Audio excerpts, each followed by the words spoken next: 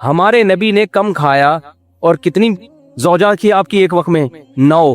صحابہ کم کھاتے تھے اور اتنی بھاری بھرکم تلواریں اٹھا کے میدان جنگ میں لڑتے تھے. اچھا 3 کام جو مذہب نے بتائے ہیں وہ کر لو. سمجھدار ڈاکٹر بھی اسی کا مشورہ دیں گے انشاءاللہ. جو مذہب نے 3 کام بتائے ہیں نا صحت کے حوالے سے وہ کر لو. نمبر 1 مذہب گوشت کھانے کی آپ کو ترغیب دیتا ہے تو کھا لیا کرو. ایسا نہ ہو کچھ تحقیق بدل جائے اور بعد میں کہے کہ جی وہ جو گوشت نہیں کھاتے ان کو ہارٹ اٹیک کا خطرہ زیادہ ہوتا ہے. ٹھیک ہے نا, ایسا نہ ہو کہ الٹا ہو جائے معاملہ. تو جو کھا رہے ہو تو اپنی ذمہ داری پہ مر جاؤ, کوئی مسئلہ نہیں ہے. تو پہلی بات گوشت نہ چھوڑو. دوسری بات آپ نے کیا کرنا ہے, ہمارے نبی صلی اللہ علیہ وسلم زیادہ کھایا کرتے تھے یا زیادہ کھانے کی ترغیب دی ہے یا بھوکا رہنے کی ترغیب دی ہے؟ کم کھانے کی نہیں, بھوکا رہنے کی. کم کھانا تو بہت کم کھانے کا مطلب کھائیں. ہمارے نبی کی جو سیرت ہے وہ ہے اے اللہ ایک وقت کھانے کو ملے تو شکر ادا کروں اور ایک وقت بھوکا رہوں میں تو صبر کروں میں. سمجھتے ہو کہ نہیں سمجھتے؟ اور آپ صلی اللہ علیہ وسلم نے فرمایا, میری امت میں, جو حدیث کا مفہوم میں اپنے الفاظ میں بیان کر رہا ہوں, آپ نے فرمایا خیر القرون قرنی ثم الذین یلونہم ثم الذین یلونہم, سب سے بہتر میرا زمانہ ہے, پھر اس کے بعد والا, پھر اس کے بعد والا. پھر آپ نے فرمایا یفش الکذب, جھوٹ پھیل جائے گا, یعنی برائی آنا شروع. اور انہی برائیوں میں آپ نے بتایا کہ جھوٹی گواہیاں, اور انہی میں آپ نے بتایا کہ لوگ زیادہ کھانا شروع کر دیں گے. یہ نہیں فرمایا کہ حرام کھانا شروع کر دیں گے, نا نا نا نا, حلال کھائیں گے مگر زیادہ. تو زیادہ کھانے کو بھی کس میں شامل کیا جا رہا ہے؟ برائی میں شامل کیا جا رہا ہے. یعنی امت اتنی بری ہو جائے گی خوب کھانا شروع کر دے گی, کھانا بہت کھائے گی. نہیں آ رہی بات میرا. تو کم کھانے کی ترغیب ہے, کم کھانے کی ترغیب ہے. اتنی ترغیبات ہے نا کم کھانے کی کہ ہمیں تو اپنے بارے میں ایسا لگتا ہے کہ یار پتہ نہیں ہمارا ہوگا کیا. نہیں اگر ہم پیغمبر صلی اللہ علیہ وسلم سے قیامت کے دن ملے اور اپنے پراٹھوں کے, ہم نے کسی نے بتا دیا کہ یہ 2 پراٹھے صبح ناشتے میں کھایا کرتے تھے, تو امید تو ہے کہ انشاءاللہ ان چیزوں پہ پکڑ نہیں ہوگی. یہ ترغیبی چیزیں کوئی واجب حکم نہیں ہے, لیکن ہم جائیں گے کہاں؟ تو ہم بہت کھاتے ہیں بھائی, بہت کھاتے ہیں. نبی صلی اللہ علیہ وسلم کی خدمت, یہ میں ٹاپک کمپلیٹ کرتا ہوں, جب چل پڑا ہے نا اتنا ہو گیا تو اس کو مکمل. آپ نے جو بھائی موضوع دیا وہ کہاں گئے بھائی نے پرچی دی تھی, وہ میں اس پہ ضرور بیان, آپ جمعے کے بیان میں آتے ہیں, میں انشاءاللہ اس پہ ضرور, میرے ذہن میں پہلے سے یہ ٹاپک تھا, میں اس پہ ضرور بات کروں گا انشاءاللہ. تو خوب سمجھ لو. دیکھو نبی صلی اللہ علیہ, ابھی صحت کی بات چلی ہے نا, تو اکارڈنگ ٹو اسلام کیا کہتا ہے اس بارے میں, وہ چند چیزیں نوٹ کر لو تو وہ آپ کو زندگی پر فائدہ پہنچائیں گی. نبی صلی اللہ علیہ وسلم نے فرمایا کہ 2 آدمیوں کا کھانا, ایک آدمی کا کھانا 2 کے لیے کافی ہے. طعام الواحد یکفی الاثنین, ایک آدمی کا کھانا 2 کے لیے کافی ہے. یہ صحیح حدیث ہے. جتنے میں 2 آدمی, ایک آدمی سیر ہوتا ہے نا, اس میں اصل میں 2 کے لیے کافی کا کیا مطلب, سیر تو نہیں ہوتے, لیکن جتنی آپ کو انرجی چاہیے, جتنا آپ کو زندہ رہنے کے لیے, ایک مناسب لائف گزارنے کے لیے جتنی خوراک چاہیے, تو جتنا ایک آدمی کھا رہا ہے وہ کتنے کھانا شروع کر دیں, 2 کھانا شروع کر دیں تو وہ کافی ہو جائیں گے آپ. اور ہمارے ہاں جتنا ایک کھاتا ہے, جتنا ایک کو کی خوراک ہے تو وہ 2 کی کھاتا ہے. وہ اس حدیث پہ کیسے عمل کر رہا ہے, الٹا. جتنا ایک جب میں سیر ہو جاتا ہے نا, حدیث تو کہہ رہے ہیں تم ایک میں جتنا پیٹ بھر جاتا ہے تو آدھے میں اس کا آدھا کر دو. اور میں آپ کو بتاؤں جب آپ آدھا کرو گے نا, پھر جو آپ گوشت کی یخنی پیو گے, وہ جو ہمارے نبی نے یوم نہر میں, مزہ آئے گا آپ کو. صحیح ہے نا, مزہ آئے گا, مزہ آئے گا. تو آدھا کر لو اس کو. اور نبی صلی اللہ علیہ وسلم کی خدمت میں ایک کافر آیا, آپ صلی اللہ علیہ وسلم اکرام کرتے تھے چاہے مسلم ہو غیر مسلم. آپ صلی اللہ علیہ وسلم نے اس کو دودھ پلایا. ہمارے ہاں دودھ پیا جاتا ہے ناشتہ کرنے کے بعد, 2 پراٹھے کھانے کے بعد, پھر آپ 1 گلاس دودھ پیتے ہیں اور کہتے ہیں کہ کیلشیم ملے گا, فیٹ ملے گا. کچھ بھی نہیں ملے گا اس سے. ٹھیک ہے, کس کے کھانچے کہیں ہے ہی نہیں جہاں جا کے یہ فٹ ہو. ہم جو نبی کی سیرت میں دودھ دیکھتے ہیں نا, اس میں 2 چیزیں نظر آتی ہیں ہمیں. ایک تو شدید بھوک میں بھوک مٹانے کے لیے دودھ پیا گیا ہے, یعنی دودھ ایز اے کھانا استعمال کیا گیا ہے. ہمارے ہاں دودھ کو کھانا بولتے ہی نہیں ہے. دودھ جب شدید بھوک لگ رہی ہوگی نا, تو پہلے خوب بریانی اور نہاری طبیعت سے پھوڑنے پھاڑنے کے بعد پھر کہیں گے, کیونکہ حکیم صاحب نے کہا ہے کہ رات کو دودھ پی کے سونا چاہیے, لہذا پھر دودھ پی کے سو کے ایک دن دھماکے کے ساتھ پھٹ پھٹا کے ہلاک ہو جائے گا. تو ہم نبی کی سیرت میں دیکھتے ہیں, غزوہ احد میں دیکھو نا, سب صحابہ کو شدید بھوک تھی, تو حضرت ابو ہریرہ رضی اللہ تعالیٰ عنہ کو نبی نے حکم دیا, یہ دودھ کا 1 پیالہ آیا ہے نا. شدید بھوک تھی صحابہ کو, 2 3 دن کے سے بھوک لگ رہی تھی, پیٹ پہ پتھر باندھے ہوئے تھے. تو آپ نے کیا فرمایا؟ حضرت ابو ہریرہ کہتے ہیں کہ 1 ہی پیالہ تھا, تو نبی صلی اللہ علیہ وسلم نے حکم دیا کہ دائیں طرف سے پلانا شروع کرو. تو کہتے ہیں میں نے سوچا کہ میں اتنا مجھے بھوک لگ رہی, میرے سے میں تو کچھ بھی نہیں آئے گا. اللہ نے برکت اتنی رکھی, تو سب نے سیر ہو کے پیا اس کو. حضرت ابو ہریرہ کے وہ برکت دے دی اللہ نے, ایک معجزہ نبی کا ظاہر ہوا. حضرت ابو ہریرہ نے پیا, کہتے ہیں اور پیو اور پیو, سیر ہو گئے حضرت ابو ہریرہ رضی اللہ تعالیٰ عنہ. اس طرح کی اور بہت ساری ہمیں مثالیں ملتی ہیں کہ شدید بھوک میں بھوک کس سے مٹائی ہے؟ دودھ سے. پھر دودھ جزو بدن بنتا ہے اور ایسا ٹھا کر کے جا کے باڈی کو لگتا ہے نا. تو دو چیزیں نبی نے بھوک میں استعمال کیا, دوسری چیز تازہ دودھ استعمال کیا آپ صلی اللہ علیہ وسلم نے, بوائل دودھ نہیں استعمال کیا, یعنی جہاں تک ہمارے معلومات ہے تازہ دودھ. اب میرے یہ کلپ چلایا گیا, کسی نے کہا دیکھو لوگوں کو کچا دودھ پینے کا مشورہ دے رہا ہے جراثیم والا, تو دودھ کچا جب پیو جو فوراً نکالو اور فوراً پی جاؤ. اگر رکھ لیا تو پھر کچے کا نہیں, ہم بھی کہتے ہیں بھائی وہ تو ڈاکٹر لوگ بولتے ہیں اس میں. اور پھر خاص طور پہ جو گوالا تو کچا بھی پلا رہا ہے نا, تو اس میں گوالا بھی تو دے رہے ہیں نا دودھ. تو بھینس جتنا دے رہی ہے اس میں گوالا کا بھی اتنا اپنا خون پسینہ شامل ہے, گوبر کی چھیٹیں اور پتہ نہیں کیا کہ اس کو تو لازمی اپنی گائے ہو, اپنی بکری ہو اور تمیز سے تھن دھو کے تمیز سے نکالا ہو تو وہ کچا ہی بہترین ہے. وہ آپ میرے مشورے پہ پی کے دیکھیں, آپ کو بوائل میں اور کچے میں زمین آسمان کا فرق لگے گا. آپ ایسے ٹماٹر ہونا شروع ہو جاؤ گے, پیٹ بہت اچھا ہو جاتا ہے, بہت سارے فائدے ہوتے ہیں. تو ہمارے نبی نے ہمیشہ دودھ حلب الشاۃ, دودھ نکالا اور دودھ پیا, کچا پیا ہے. تو یہ دو چیزیں. خیر, تو میں اس کر رہا تھا کہ ایک کچھ لوگ آئے آپ صلی اللہ علیہ وسلم کی خدمت میں, تو ان میں غیر مسلم بھی تھا, تو آپ نے اس کا اکرام کس سے کیا؟ بھوک لگ رہی تھی سب کو تو آپ نے دودھ پلایا. انہوں نے 7 پیالے دودھ پیے اس غیر مسلم نے. پہلے کے پیالے بھی بڑے بڑے ہوتے تھے, ایک پیالہ آپ نے فرمایا اور اس نے کہا, دوسرا آپ نے فرمایا اور اس نے کہا, اور 7 پیالے پی گیا. 8ویں پہ اس نے کہا بس میرا پیٹ بھر گیا, سیر ہو گیا, چلا گیا, مسلمان ہو گیا. وہ نبی کے اخلاق اور آپ کی سیرت کو دیکھ کر اگلے دن دوبارہ آیا, پھر آپ نے دودھ پیش کیا, اس نے 1 پیالہ پیا, آپ نے دوبارہ پیش کیا, اس نے کہا شبیتو, میں سیر ہو گیا. نہیں یہ بات سمجھ, حالانکہ اس کو نبی نے کم کھانے کی ترغیب, اس کو تو اسلام ابھی سیکھنے کا موقع ہی نہیں ملا نا. تو ایسے موقع پہ آپ نے فرمایا الکافر یأکل فی 7 امعاء, کافر 7 آنتیں بھرتا ہے, والمؤمن یأکل فی معن واحد, مومن 1 آنت بھرتا ہے. کیا مطلب؟ مومن کی خوراک کافر سے 7 گنا کم ہوتی ہے. ان صحابی کو نہ یہ پتا تھا کہ اس کو میڈیکلی مجھے کوئی فائدہ ہوگا اس کا, یہ بھی نہیں معلوم تھا.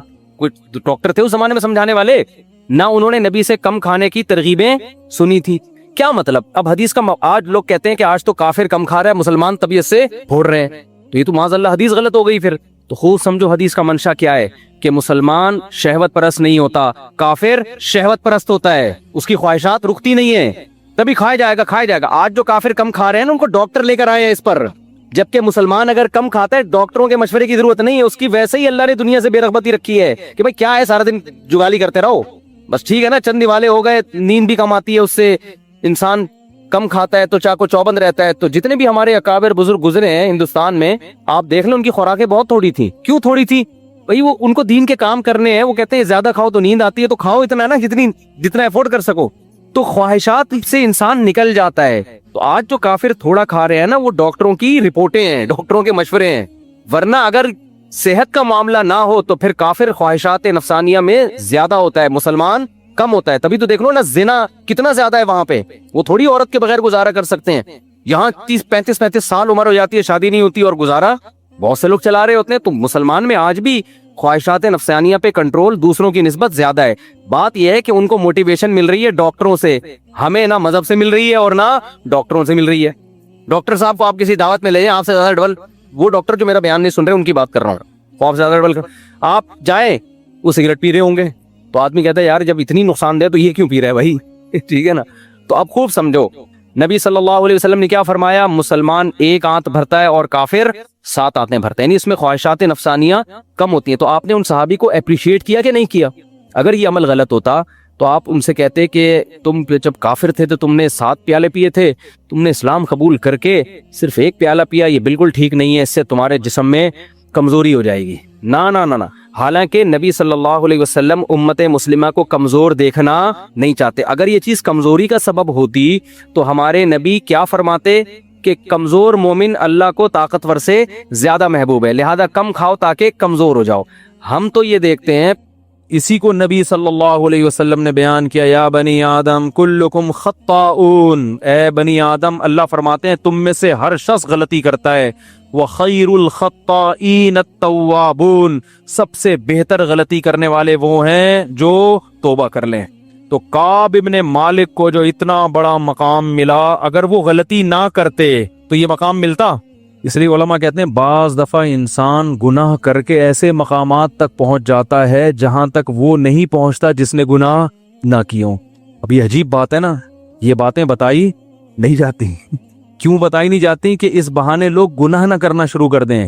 تو اصل میں وہ گناہ کی وجہ سے نہیں پہنچتا, گناہ سے توبہ اس نے ایسی خاندانی کی ہوتی ہے کہ گناہ کرنے سے پہلے جو اس کا تعلق تھا نا اللہ سے, گناہ کے بعد جب توبہ کی ہے تو پہلے سے بھی زیادہ مضبوط تعلق ہو گیا.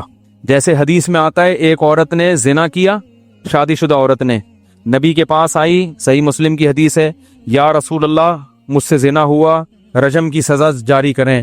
4 دفعہ آئی, آپ نے حکم دیا پتھروں سے مار کے ہلاک کیا جائے, تو پتھروں سے مار کے اس کو ہلاک کیا گیا. آپ نے نماز جنازہ پڑھی, حضرت عمر نے فرمایا یا رسول اللہ ایک زانیہ عورت کا جنازہ پڑھاتے ہیں.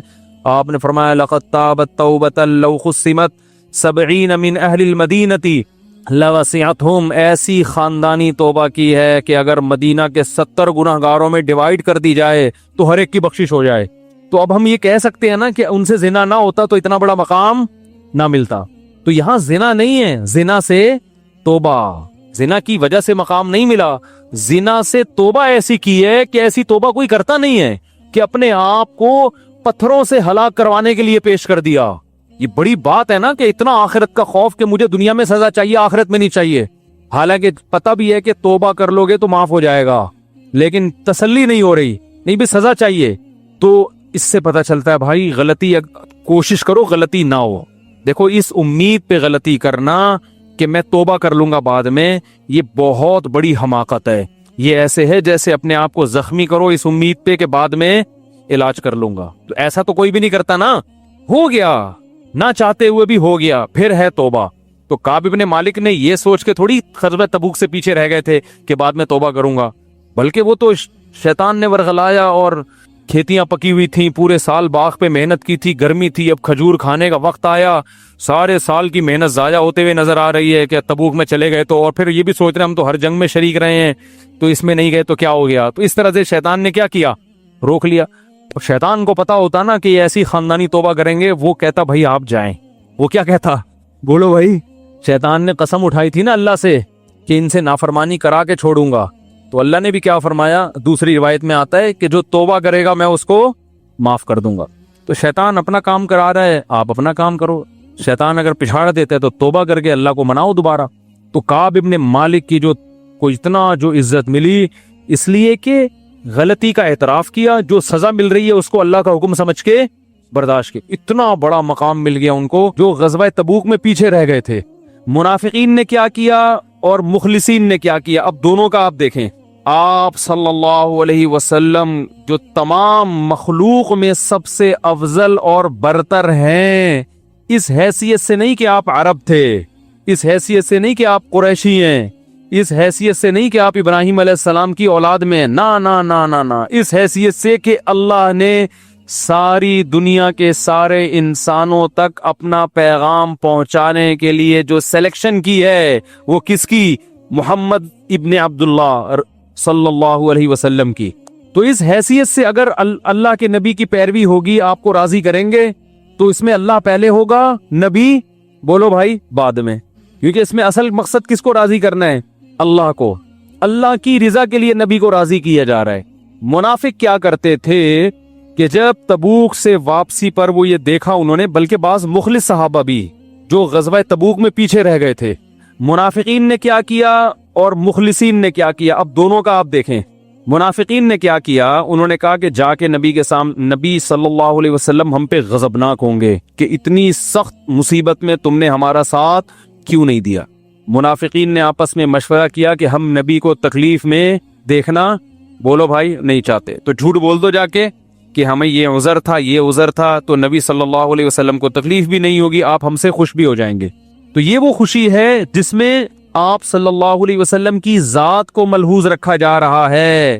آپ صلی اللہ علیہ وسلم کو من حیث الرسول راضی کرنے کی کوشش نہیں کی جا رہی, کیونکہ رسول کی حیثیت سے آپ کو راضی کرتے تو کہتے پہلے اللہ, اور اللہ جھوٹ بولنے پر راضی, بولو بھائی, نہیں ہوتا.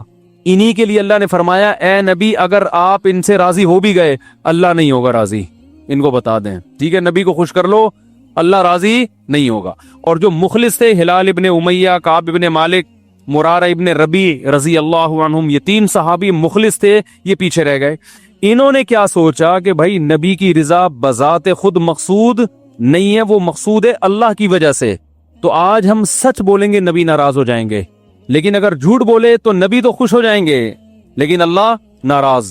تو انہوں نے صاف صاف آ کے کہا، جب رسول اللہ صلی اللہ علیہ وسلم نے کعب بن مالک سے پوچھا الم تکن قد ابتعت ظہرک، اے کعب بن مالک تمہارے پاس سواری نہیں تھی تبوک میں جانے کے لیے؟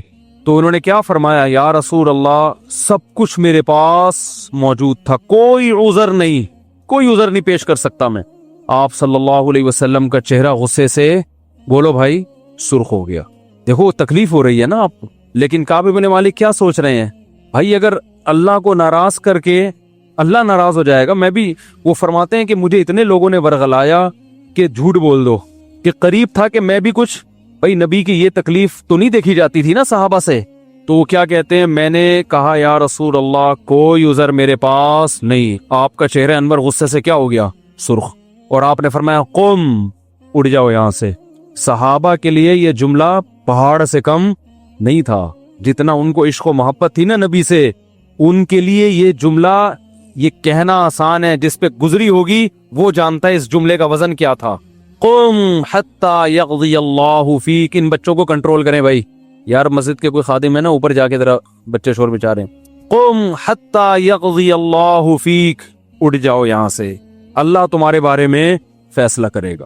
اور یہ بھی نہیں کہ وقتی جذباتوں، آپ صلی اللہ علیہ وسلم نے تینوں صحابہ کے بارے میں حکم دیا کوئی ان سے بات چیت نہیں کرے، اتنا سخت بائیکاٹ کروایا کہ فرماتے ہیں کہ ہمارے لیے مدینہ کی گلیاں جنبی ہو گئی تھیں، حتیٰ کہ ان کی بیویوں نے بھی نبی سے آ کے پوچھا یا رسول اللہ ہمیں ساتھ رہنے کی اجازت ہے؟ آپ نے فرمایا تم بھی علیحدگی اختیار کر لو، بیویوں کو حکم دیا۔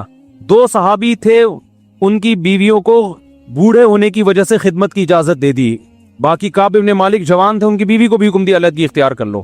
یہ وہ لوگ تھے جو ہر جنگ میں نبی کے ساتھ شریک رہے ہیں، کیسے ان کے دل میں خیالات آئے ہوں گے کہ یار ہم نے بدر میں بھی ساتھ دیا، ہم نے احد میں بھی ساتھ دیا، ہم نے خندق میں بھی ساتھ دیا، شیطان برگلا سکتا ہے نا، ایک جنگ میں اگر ہم پیچھے رہ گئے تو ہمارے ساتھ معاذ اللہ یہ سلوک ہو رہا ہے۔ تو کعب بن مالک رضی اللہ تعالی عنہ غزوہ احد میں بھی شریک رہے، غزوہ خندق میں بھی، وہ کہہ سکتے تھے میں سب میں شریک رہا، تو میرا ایسا بائیکاٹ کہ مجھے کہا جا رہا ہے مجلس سے اٹھ کے چلے جاؤ۔ ہم جیسے نالائق ہوتے تو کیا حال ہوتا ہمارا، ذرا سی بات پہ کیسے ہم لال پیلے ہو جاتے ہیں۔ وہ چلے گئے اٹھ کے، کیوں؟ اس لیے کہ وہ نبی کی ذات کو نہیں دیکھ رہے۔ بھائی کسی سے ذاتی جب مسئلہ ہو، کسی سے ذاتی محبت ہو، ذات کا مسئلہ ہو، تو وہ اتنا برداشت بولتے کیوں نہیں کرتا، باس کو برداشت نہیں کرتے لوگ، وہ یہ دیکھ رہے ہیں کہ یہ اللہ کے کیا ہیں، نمائندے ہیں۔ بھائی جب اللہ کسی بات کا، یہ جو کہہ رہے ہیں نا چلے جاؤ، تو یہ نہیں کہہ رہے، کون کہہ رہا ہے؟ اللہ کہہ رہا ہے۔ یہاں اکڑ دکھانا، یہ اللہ کے سامنے اکڑ دکھانا ہے جس نے ہمیں پیدا کیا۔ تو صحابہ جو رسول اللہ صلی اللہ علیہ وسلم کو دیکھتے تھے وہ اس حیثیت سے کہ آپ محمد ابن عبداللہ نہیں ہیں، آپ سید الانبیاء اور رسول اللہ ہیں۔ کتنی قربانیاں، لیکن نبی نے حکم دیا بیوی کو بھی الگ ہو جاؤ۔ اکیلے فرماتے ہیں کعب بن مالک میں 40 دن اس حال میں رہا ہوں کہ قرآن نے میری کیفیت کو بیان کیا، ضاقت علیہم الارض بما رحبت، زمین اپنی کشادگی کے باوجود کیا ہو گئی، تنگ ہو گئی، ایسی زمین ہو گئی۔ فرماتے ہیں کہ میں سلام کرتا تو کوئی میرے سلام کا جواب نہیں دیتا۔ اسی دوران فارس کے بادشاہ نے ایک لیٹر بھیجا، خط بھیجا آپ کے پاس کہ ہم نے سنا ہے کہ تمہارے ساتھیوں نے تمہیں جو مقام ملنا چاہیے وہ مقام نہیں دیا، تم عزت دار آدمی ہو، تمہارے ساتھ یہ کچھ ہو رہا ہے، آ جاؤ ہمارے پاس۔ کتنی بڑی آزمائش تھی کہ نہیں تھی؟ دشمن فائدہ اٹھاتا ہے نا ایسے موقع پہ، اور کتنا پروٹوکول ملتا ہے، جب فارس چلے جاتے فوراً وزارت مل جاتی ہے۔ یہاں کیا مل رہا ہے؟ اتنی قربانیوں کے باوجود ایک غلطی پر بائیکاٹ، اور یہ پتہ بھی نہیں ہے کہ یہ بائیکاٹ کبھی ختم بھی ہوگا کہ نہیں۔ کعب بن مالک کہہ رہے تھے کہ مجھے یہ خوف تھا کہ اس حال میں میری کہیں موت نہ ہو جائے، میری موت اس حال میں ہو کہ نبی صلی اللہ علیہ وسلم مجھ سے ناراض ہو تو میرا بنے گا کیا۔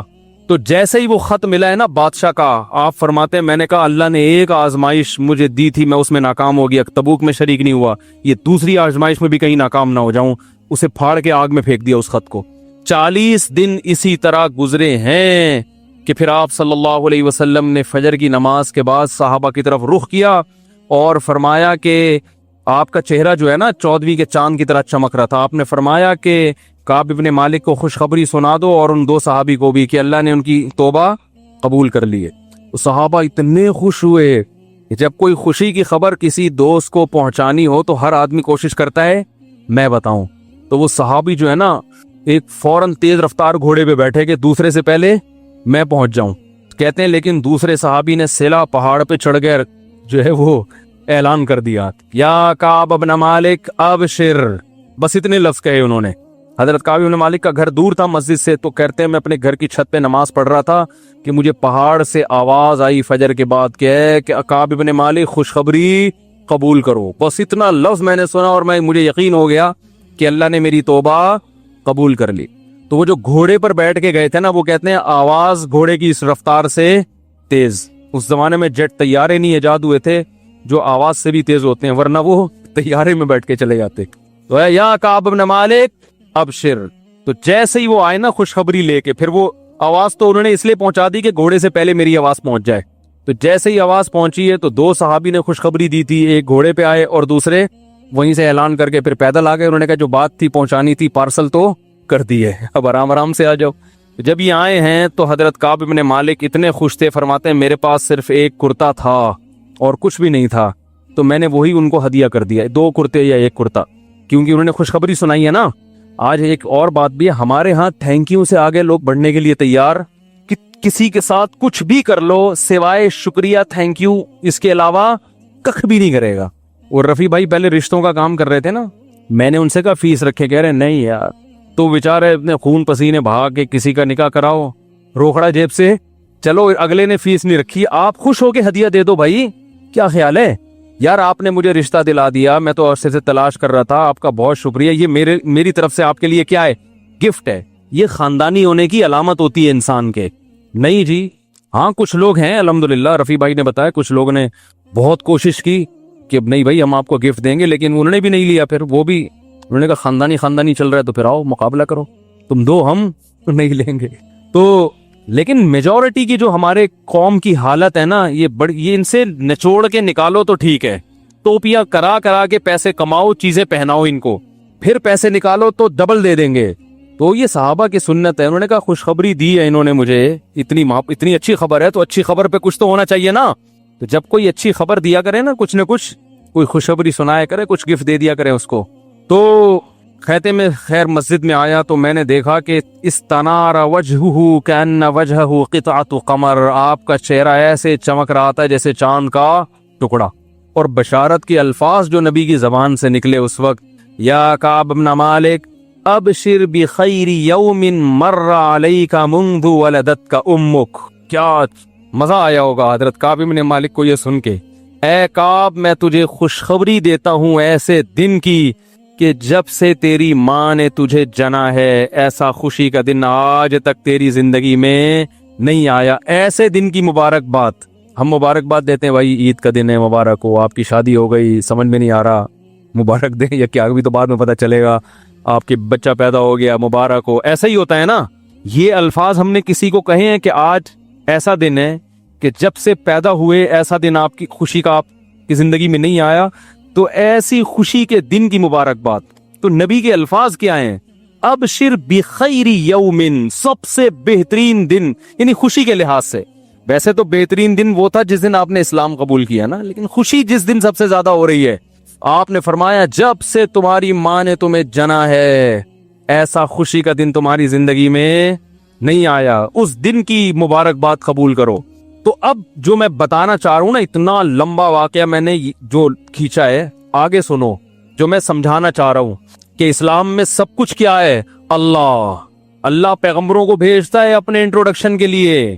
اللہ چاہتا ہے سب کس کی طرف آئیں, ففروا الی اللہ, اللہ کی طرف دوڑو. اللہ کے سوا کسی ذات کو مقصود بنا لو گے, اللہ کو پسند نہیں ہے. اور یہی نبی صلی اللہ علیہ وسلم نے اپنی امت کا ذہن بنایا, اور قرآن بھی یہی کہتا ہے. تو اب دیکھو کیوں نبی کی ٹریننگ کیسی تھی, صحابہ کو کیسا نبی نے, یہ جو فلسفہ میں آپ کو بتا رہا ہوں یہ رسول اللہ صلی اللہ علیہ وسلم نے صحابہ کو کیسا دماغ میں ان کے اتارا تھا.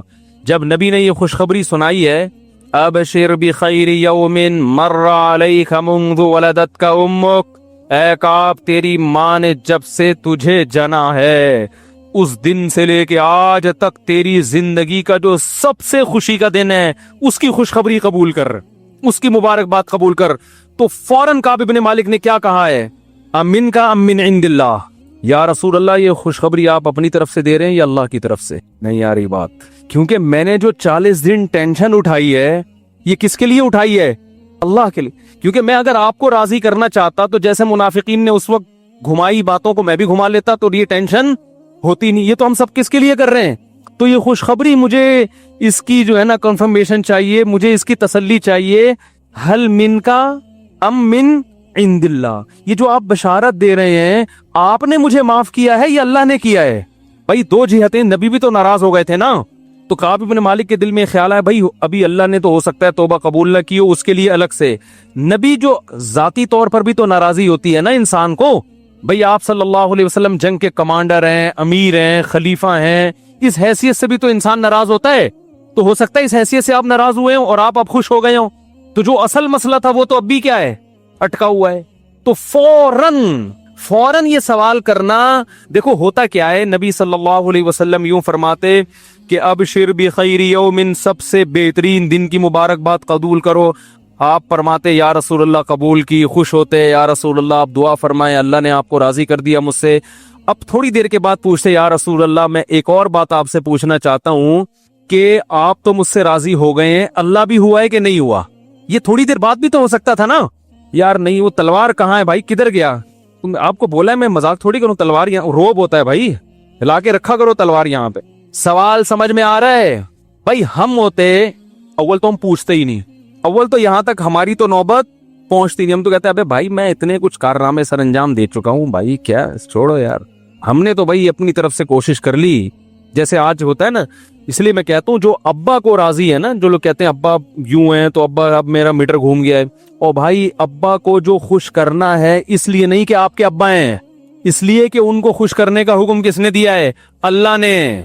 जब अल्लाह सामने होता है ना तो फिर इंसान बड़ों के सामने नखरे नहीं करता। कि बॉस से लड़ो भाई, आपने कंपनी के लिए बहुत कुछ खिदमत की, एक दफा आपकी से गलती हो गई, बॉस ने कहा भाई निकल यहाँ से, मैं तेरा बाइकआउट करूंगा। आप जो जाओ, अरे तुम्हारे बाप का थोड़ी खाते हैं, तनख्वाह लेते हैं, अच्छा लगता है, खुदा मैं आपको अवार्ड दूंगा। ये गैरतमंद होने की क्या है? क्योंकि बॉस को जो खुश कर रहे हो अल्लाह के लिए थोड़ी, बॉस को भाई पैसों के लिए खुश करता है आदमी। यार बॉस से बना के रखो, तनख्वाह टाइम पे मिलेगी, और फ्री फोकट में थोड़ी आप उसको उसकी कंपनी चला रहे हो, वो भी तो कमा रहा है ना। अरे वो भी कमा रहा है तो वो भी आपको दे रहा है, तो दोनों एक दूसरे फायदा उठा रहे हैं, किसी का किसी पर एहसान नहीं है। तमीज से चलेगा चलेगा, नहीं चलेगा जा रहे यहाँ से, अड़े तड़े करके बात करो आप, वहां ऐसा नहीं होता। और बाप का जो हैसियत है ना, माँ और बाप की, वो ये नहीं है कि आपके अब्बा हैं तो अब्बा अच्छे चल रहे थे तो आप भी अच्छे चल रहे थे, अब्बा का मीटर शार्ट हो गया तो आपने 2 दफा बर्दाश्त किया, 3 दफा में आपने कहा अब्बा मैं अब इससे ज्यादा बर्दाश्त नहीं कर सकता, ऐसी की तैसी। ना ना ना ना, अब्बा को जो राजी करना है वो अब्बा के लिए नहीं, वो किसके लिए? अल्लाह के लिए। क्योंकि अब्बा की भी 2 हैसियतें हैं, यानी अब्बा से जो अच्छा सलूक करते हो 2 वजह से, एक तो इसलिए कि अब्बा हैं, तो ये तो हिंदू भी करता है, इतना नहीं करते जितना मुसलमान करते हैं, लेकिन बहरहाल करते तो रिस्पेक्ट तो देते हैं ना। अंग्रेज भी, मैंने एक अंग्रेज को देखा ऑस्ट्रेलिया में अपनी बूढ़ी माँ को गले मिल के ऐसे खड़ा हुआ है, मुझे बड़ा अच्छा लगा यार, बूढ़ी माँ थी ऐसे गले मिल रहा है। मैंने कहा कहाँ क्या हो रहा है, पता चला कि वो किसी दूसरे मुल्क जा रही है अम्मा। मुझे अच्छा लगा यार, चलो काफिर हैं मगर अपनी माँ को इज्जत दे रहे, काफी देर तक अपनी माँ से गले मिलके चिपका रहा, वो बड़ा अच्छा लग रहा था मुझे। तो वो भी देते हैं भाई, चाहे थोड़ी देर के लिए दे रहा हो, फिर वापसी पे ओल्ड होम में करा दे, हो सकता है ना करा रहा हो, सारे थोड़ी कराते हैं, बहुत से घर में भी रखते हैं अब्बा अम्मा को। लेकिन ये रिस्पेक्ट देने की वजह क्या, ये क्या है? अम्मा। हम जो माँ बाप को इज्जत देते हैं भाई, ये गलत फहमी दिमाग से निकाल दो, वो इसलिए नहीं दे रहे कि महज इसलिए कि अब्बा हैं और ये अम्मा हैं, बल्कि इसलिए कि अल्लाह ने फरमाया ववस्सैनल इंसाना बिवालिदैहि। अल्लाह फरमाते हैं तेरे बाप ने तुझे अपनी रिस्पेक्ट का हुक्म नहीं दिया, मैंने हुक्म दिया तुझे कि अपने बाप की इज्जत कर, और हुक्म नहीं दिया, वसीयत की है, जो हुक्म से बढ़कर चीज है। तो जब अल्लाह की वजह से किसी को इज्जत दी जाती है तो फिर वो कैफियत होती है जो किसकी थी? काब इब्ने मालिक रजी अल्लाह अन्हु की थी। बहुत मुश्किल है भाई, बात समझाना बहुत मुश्किल हो गया। तो फिर समझ में क्यों नहीं आ रही? अगर इतना आसान है तो रिपोर्टें तो वही आ रही हैं जो मेरा बयान सुन रहे हैं, उनकी रिपोर्टें भी कोई इतनी अच्छी कि भाई चलो सुन के इतने अच्छे बन गए कि अब वो वैसे के वैसे ही हैं। तो रिपोर्ट जब तक नहीं आएगी इसका मतलब बयान समझ में नहीं आ रहा। तो खैर, काब इब्ने मालिक को नबी ने क्या फरमाया, खुशखबरी कबूल करो। तो ऐसा लगता है फौरन जब कहा ना मिन का मिन अमिन इंदिल्लाह, इसका मतलब उनके दिमाग में बस एक चीज सवार हो गई थी कि किसको राजी करना है, अल्लाह को। इसलिए फौरन पूछा, या रसूल अल्लाह, ये खुशखबरी आपकी तरफ से है या अल्लाह की तरफ से? नबी ने फौरन जवाब, नबी भी गजबनाक नहीं हुए। हाँ, मैं कह रहा था अगर हम होते, पीर साहब होते जो मार्केट में चल रहे हैं, मैं अपने मुरीद से कहता, पहले कई दिन नाराज रहता, मैं कहता अब मैं खुश हो गया हूँ। पीर वो मुरीद कहता कि आपको अल्लाह की तरफ से कोई इल्हाम हुआ है या अल्लाह भी मुझसे खुश हो गया है? तो पीर को गुस्सा आता, अबे तू, मैं जब खुश हो गया तो इसका मतलब अल्लाह भी क्या है, खुशी है। यही होता है ना भाई, मैं और अल्लाह में कोई फर्क माज अल्लाह है ही नहीं। पीर साहब खुश है तो कौन खुश है, अल्लाह खुश है। पीर साहब नाराज है तो कौन नाराज है, अल्लाह नाराज। तो खैर, रसूलुल्लाह सल्लल्लाहु अलैहि वसल्लम से फौरन काब इब्ने मालिक ने पूछा, या रसूल अल्लाह, अमिन का अमिन इंदिल्लाह, ये जो खुशखबरी आप दे रहे हैं कि ऐसा दिन मेरी जिंदगी में कभी भी नहीं आया, इस दिन की मुबारकबाद जो आप दे रहे हैं, ये मुबारकबादी आपकी तरफ से है या अल्लाह की तरफ से? आपने फरमाया ला बल मिन इंदिल्लाह। आप और खुश हुए, फरमाया ना ना ना, मेरी तरफ से नहीं बल्कि किसकी तरफ से, अल्लाह की। यानी गोया बज़बान हाल बताया कि मैं भी जो इतना खुश हूं इसलिए कि किसकी तरफ से बशारत है, अल्लाह की तरफ से। जब अल्लाह खुश हो गया तो मैं क्यों खुश नहीं हूंगा? समझ में नहीं आ रही, मेरा ख्याल है। तो काब इब्ने मालिक कहते हैं, मैंने ये अज़म किया कि मैं, अच्छा अब देखो, खानदानी लोग थे ना, वो जो खुशखबरी सुनाने के लिए आ रहा है उसको भी हदिया दे रहे हैं। और जब नबी से तस्दीक हो गई कि अल्लाह ने वही नाजिल की, और ये सूरह तौबा में ये आयतें हैं, वअलस्सलासतिल्लज़ीना खुल्लिफू, अल्लाह ने उन 3 की तौबा भी कबूल कर ली। तो काब इब्ने मालिक कहते हैं, मैं सोच भी नहीं सकता था कि अल्लाह मेरी तौबा को कुरान का जुज बना देंगे, कुरान का जुज बना देंगे जो हमेशा पढ़ा जाएगा। देखो हजरत काब इब्ने मालिक को इतना प्रोटोकॉल क्यों मिला है कुरान की तरफ से, ये समझने की चीज है। जो गलती करता है उसको तो प्रोटोकॉल नहीं मिलना चाहिए ना यार। काश ये बातें समझ में आ जाएं यार। आज पूरा मुआशरे के फॉल्ट ही यही है, मुआशरे में फॉल्ट ही यही चल रहा है। मार्केट में आप किसी को बोलते हो ना मैंने गलत किया है, वो समझेगा अगर मैंने मान लिया ना मैंने गलत किया तो मेरी बेइज्जती हो जाएगी, ये समझा जाएगा कि मैं क्या करता हूँ, गलत करता हूँ, लिहाजा मेरी किसी बात पर आइंदा एतमाद खत्म हो जाएगा। लिहाजा अब उसको सही करने की कोशिश में लग जाता है इंसान। बॉस अपने मुलाजिम से बोल दे कि तुमने गलत किया, वो मानेगा ही नहीं, क्योंकि मान लिया तो मतलब क्या है यार, हम तो फिर गलत आदमी, हम तो गलत भी करते हैं।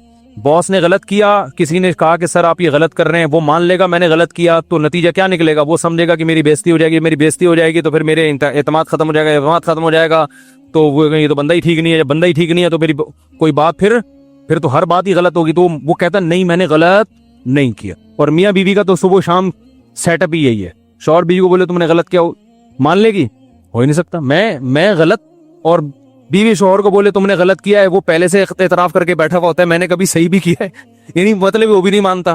पहले मैंने सही कहा था, अब थोड़ा चेंज कर रहा हूँ अपना बयान, वो भी नहीं मानेगा। और हकीकत है नहीं मानते, चेंज नहीं कर रहा, हकीकत बयान कर रहा हूँ, वाकई नहीं मानते। हमारे पास केस आते रहते ना, अपनी गलती कमबख्त कोई सुनने के लिए तैयार नहीं है, मानना तो दूर की बात, मानना तो दूर की बात। तो देखो यहां हजरत काब इब्ने मालिक से गलती हुई, प्रोटोकॉल इतना मिला कि कुरान में उनके लिए आयतें उतर गईं कि तुम 3 की तौबा अल्लाह ने कबूल कर ली है। ऐसा इतनी इज्जत, 3 सारे जानते थे यही 3 है, कितना खुश होंगे हमेशा तरावी में क़यामत तक हमारा नाम लिया जा, हमारा तज़किरा होता रहेगा हमेशा, कितना खुश हुए होंगे वो। ये इतना प्रोटोकॉल गलती करने की वजह से नहीं मिला, गलती तस्लीम करने पर मिला है कि गलती की जो सजा है उसको क्या किया जा रहा है, एक्सेप्ट किया जा रहा है, कबूल किया जा रहा है। इसी को नबी सल्लल्लाहु अलैहि वसल्लम ने बयान किया, या बनी आदम कुल्लुकुम खत्ताऊन, ए बनी आदम, अल्लाह फरमाते हैं तुम में से हर शख्स गलती करता है, व खैरुल खत्ताईन अत्तव्वाबून, सबसे बेहतर गलती करने वाले वो हैं जो तौबा कर लें। ना तो आप ऐसे हो सकते हैं कि आपसे कभी गलती ना हो। तो हाँ, अब जो मैं बात कर रहा था, जब तौबा कबूल हुई है, तौबा जब काब इब्ने मालिक की कबूल हुई, खुशखबरी सुनाई गई है, तो खुशखबरी देने वाले को भी क्या किया, गिफ्ट दिया ना। तो अब जब नबी ने बताया कि अल्लाह ने तौबा कबूल कर ली है, तो पहले तो तसल्ली की कि अल्लाह ने की है या आपने माफ की है, तो बताया अल्लाह ने। تو فوراً اگلا جملہ پتہ ہے کیا تھا؟ یا رسول اللہ، اس مال کی وجہ سے میں جہاد سے پیچھے رہ گیا تو یہ سارا مال صدقہ۔ یہ توبہ بھی کیا ہے؟ تبھی تو یار یہ صحابہ تھے بڑے خاندانی۔ عرب کو آپ جو اس دور میں عرب تھے نا، بعض مورخین ان کا بہت ہی بھیانک نقشہ کھینچتے ہیں کہ بڑے ایسے تھے۔ ایسا نہیں ہے بھائی، ان میں کچھ برائیاں ضرور تھیں مگر بلڈ کیا تھا؟ کیونکہ خاندانی لوگوں میں اللہ نے اپنے پیغمبر کو بھیجا ہے کہ کل قیادت ان کے ہاتھ میں آئے گی۔ بنی اسرائیل کو میں اللہ نے موسیٰ علیہ السلام کو تو بھیجا، مگر بنی اسرائیل کو پوری دنیا کی قیادت اللہ دینا چاہتے ہی نہیں تھے، اور موسیٰ علیہ السلام آخری نبی بھی نہیں تھے، ان کے بعد بھی نبیوں کا سلسلہ جاری ہونا تھا، تو اللہ نے بنی اسرائیل دے دی۔ کیسے نالائق تھے نا، کہیں سے بھی خاندانی واندانی چیزیں تھیں ان کے اندر، چند ایک کو چھوڑ کر، چند ایک کی تو اللہ نے تعریف کی ہے، لیکن بنی اسرائیل میں اکثریت کیا تھی؟ جس بات کا حکم دو یہ ہر بات میں، اور یہ سخاوت تو تھی نہیں۔ لیکن ادھر صحابہ کو دیکھو کیسا برداشت کیا انہوں نے۔ وہ یہ کہہ سکتے تھے کہ اگر میں نے گناہ کیا تھا، پہلی بات تو یہ کہ میں ہر جنگ میں شریک رہا ہوں، تو یہ غلطی ہو گئی تو بس میں نے 2 رکعت پڑھ کے اللہ سے توبہ کر لی تو معاملہ کیا ہو گیا؟ کیونکہ مسئلہ تو یہی ہے کہ توبہ کر لو تو اللہ کیا کر دیتا ہے؟ معاف۔ ہماری تو ایسے ہی توبہ ہوتی ہے، کوئی غلطی ہوئی بلکہ اتنا بھی نہیں تکلف، استغفر اللہ، بس چلو سب کیا ہو گیا؟ معاف۔ اتنا بھی کم بخت کرنے کے لیے تیار نہیں ہے چلو یار اتنا بھی کر لینا، یہ بھی نہیں کرتے۔ اللہ تو اس میں بھی معاف کر دیتا ہے کہ بھائی آئندہ نہیں کر، یہاں اب تک بھی نہیں آ رہے۔ تو پہلی بات، کعب ابن مالک کہہ سکتے تھے کہ ساری زندگی جہاد کرتا رہا، ایک غلطی ہوئی، اور ویسے تو غلطی ساری زندگی بھی جہاد نہ کیا ہو، ہر دفعہ ہی انکار کیا ہو، تو جتنے بھی بڑے گناہ ہوں ایک توبہ سارے گناہوں کو کیا کر دیتی ہے؟ معاف۔ تو مسئلہ تو یہی ہے، علماء سے سنا ہے، مسئلہ تو یہی ہے، بس 2 رکعت بھی نہیں پڑھنے کی ضرورت، توبہ کر لو، کیا ہو جائے گا؟ معاف۔ اور واقعی معاف ہو جاتا ہے، اللہ کا قانون بھی یہی ہے کہ آئندہ نہ کرو، یعنی عزم کرو آئندہ نہیں کروں گا، نا نا نا نا، اتنا نہیں بلکہ ساری جنگوں میں شریک، اور اس کے بعد بھی پھر 40 دن جو بائیکاٹ ہوا اس میں جو ٹینشن ہوئی ہے، کہہ سکتے تھے کہ چلو میں نے توبہ بھی کی اور دنیا میں اس کی گناہ کی سزا بھی اللہ نے دے دی۔ جو 40 دن میں ٹینشن میں کہ نبی کو سلام کر رہا ہوں تو سلام کا جواب نہیں دے رہے، میری طرف دیکھ نہیں رہے ہیں، سمجھ رہے ہو کہ نہیں سمجھ رہے؟ تو یہ جو ٹینشن 40 دن میں نے گزارے، اور پھر ایک بادشاہ نے مجھے لیٹر بھیجا، اس کو میں نے جلا دیا، یہ بڑی آزمائشوں سے گزر گیا، اب تو میں دودھ کا دھلا ہوا بالکل نیٹ اور کلین ہو چکا ہوں، اب مزید کچھ کرنے کی ضرورت نہیں ہے۔ نا نا نا، خاندانی لوگ بھائی، مال سے محبت جو صحابہ کی غلطیوں کو ہائی لائٹ کرتا ہے نا، وہ سمجھ رہا ہوتا ہے کہ وہ اپنے اوپر قیاس کر رہا ہوتا ہے کہ جیسے ہم سے ہوتی ہیں تو اسی طرح ان سے، ان کی غلطیوں میں اور ہماری غلطیوں میں زمین اور آسمان کا فرق ہے۔ ان کی غلطیاں ایسے ہوتی ہیں جیسے آدم علیہ السلام کو شیطان نے ورغلا کے جنت کا درخت کھلا دیا، اس کا یہ مطلب تو نہیں ہے کہ آدم علیہ السلام کے دل میں اللہ کے حکم کی ویلیو نہیں ہے، یہ مطلب تھوڑی ہے۔ شیطان انسان کو کچھ نہ کچھ وہ گھماتا رہتا ہے تو انسان گھوم جاتا ہے۔ ہم جو غلطی کرتے ہیں تو اللہ کا خوف ہمارے دل سے نکل چکا ہوتا ہے، اللہ کی عظمت ہمارے دل سے نکل چکی ہوتی ہے۔ تو صحابہ کے دل سے اگر اللہ کی عظمت نکلی ہوتی تو اتنی قربانیاں جو انہوں نے دی ہیں وہ قربانیاں نہ دیتے۔ دیکھو حضرت ابو سفیان کو شیطان نے روکا اسلام قبول کرنے سے، یہ بات آج نیگیٹو اس میں بیان کی جاتی ہے وے میں کہ اتنی دیر سے اسلام قبول کیا جب سب کچھ حل ہو چکا تھا۔ او بھائی، شیطان نے ان کو روکا ہے، ورغلایا، لیکن جب قبول کیا انہوں نے اسلام تو پھر اس اسلام لانے کے بعد کی قربانیاں دیکھو ان کی۔ ان کو یہ احساس تھا کہ میں دیر سے مسلمان ہوا ہوں تو اب